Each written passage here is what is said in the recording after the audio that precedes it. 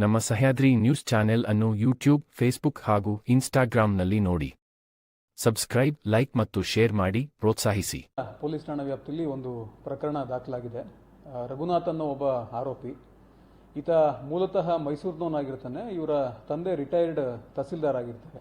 So ಇದೇ ಲಿಂಕನ್ನು ಇಟ್ಕೊಂಡು ಸಾಕಷ್ಟು ಜನ ಮಂತ್ರಿಗಳು ನನಗೆ ಗೊತ್ತಿದ್ದಾರೆ, ಪರಿಚಯಸ್ಥರಿದ್ದಾರೆ, ಭಾಳಷ್ಟು ಜನ MLAsಗಳು ನನಗೆ ಪರಿಚಯಸ್ಥರಿದ್ದಾರೆ ಅಂತಂದು ಹೇಳಿ ಯಾರ್ದಾರು ಟ್ರಾನ್ಸ್ಫರ್ಸು ಮಾಡಿಕೊಡ್ಬೇಕು ಅಥವಾ ಪೋಸ್ಟಿಂಗ್ಸ್ ಮಾಡಿಸ್ಕೊಡ್ಬೇಕು ಅಂತಂದು ಹೇಳಿ ಸಾಕಷ್ಟು ಮೋಸ ಮಾಡಿರ್ತಾನೆ. ನಮ್ಮ ಶಿವಮೊಗ್ಗ ಜಿಲ್ಲಾ ಮಂತ್ರಿಗಳಾಗಿರ್ತಕ್ಕಂಥ ಶ್ರೀ ಮಧು ಬಂಗಾರಪ್ಪನವರ PA ಅಂತಂದು ಹೇಳಿಕೊಂಡು ಒಂದು 3-4 ಜನಕ್ಕೆ ಮೋಸ ಮಾಡಿರ್ತಾನೆ.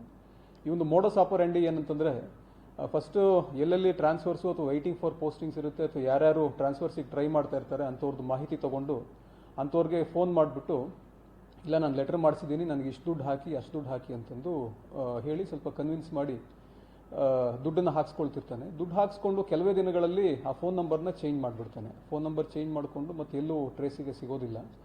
ಬೆಂಗಳೂರಿನಲ್ಲೇನೇ ವಾಸವಾಗಿರ್ತಾನೆ ಅವನು. ಬೆಂಗಳೂರಿನಲ್ಲೇನೇ ಮೇಯ್ನ್ ಈ ಸೆಂಟ್ರಲ್ ಬೆಂಗಳೂರು ಏನಿದೆ ಆ ಭಾಗದಲ್ಲೇನೇ ತಿರುಗಾಡಿಕೊಂಡು ಓಡಾಡಿಕೊಂಡು ನನಗೆ ಅವ್ರು ಗೊತ್ತು ಇವ್ರು ಗೊತ್ತು ಅಂತ ಹೇಳಿಕೊಂಡು ಇವನ ವಿರುದ್ಧ ಈಗಾಗಲೇ 5 ಪ್ರಕರಣಗಳು ಕೂಡ ದಾಖಲಾಗಿದ್ದಾವೆ.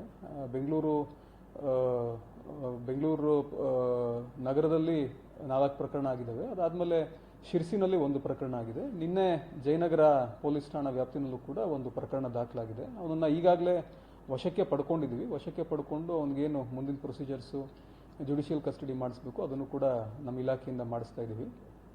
ಸೊ ಯಾವುದೇ ಸಾರ್ವಜನಿಕರಾಗಿರಲಿ ಅಥವಾ ಸರ್ಕಾರಿ ನೌಕರರಾಗಿರಲಿ ಈ ರೀತಿ ಏನಾದರೂ ಮೋಸ ಮಾಡೋದು ಅಥವಾ ಕರೆ ಮಾಡಿ ಟ್ರಾನ್ಸ್ಫರ್ ಮಾಡಿಸ್ತೀವಿ ಅದು ಇದು ಅಂತಂದು ಏನಾದ್ರು ಮೋಸ ಮಾಡ್ತಿದ್ದಾರೆ ಅಂತಂದರೆ ದಯಮಾಡಿ ತಾವು ಪೊಲೀಸ್ ಇಲಾಖೆಗೆ ಬಂದು ಕಂಪ್ಲೇಂಟ್ ಕೊಡ್ತು ಅಂತಂದರೆ ನಾವು FIR ಮಾಡ್ಕೊಳ್ತೀವಿ.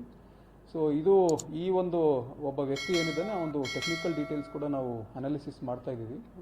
ಇವನು ಬೇರೆ ಯಾರಿಗಾದರೂ ಇದೇ ಥರ ಅಂದರೆ ನಮ್ಮ ಗಮನಕ್ಕೆ ಬರ್ದೇನೆ ಇನ್ನೂ ಸಾಕಷ್ಟು ಜನಕ್ಕೆ ಏನಾದರೂ ಮಾಡಿದಾನ ಮೋಸನ, ಬೆಂಗಳೂರಿನಲ್ಲಿ ಏನಾದ್ರು ಯಾರಿಗಾರು ಕಾಂಟ್ಯಾಕ್ಟ್ ಮಾಡಿದಾನ ಏನು ಎತ್ತ ಅಂತ ಟೆಕ್ನಿಕಲ್ ಡೀಟೇಲ್ಸ್ ಕೂಡ ನಾವು ಕಲೆಕ್ಟ್ ಮಾಡ್ಕೊತಾ ಇದ್ದೀವಿ. ಮುಂದಿನ ಕ್ರಮನ ನಾವು ಜರುಗಿಸ್ತಾ ಇದ್ದೀವಿ.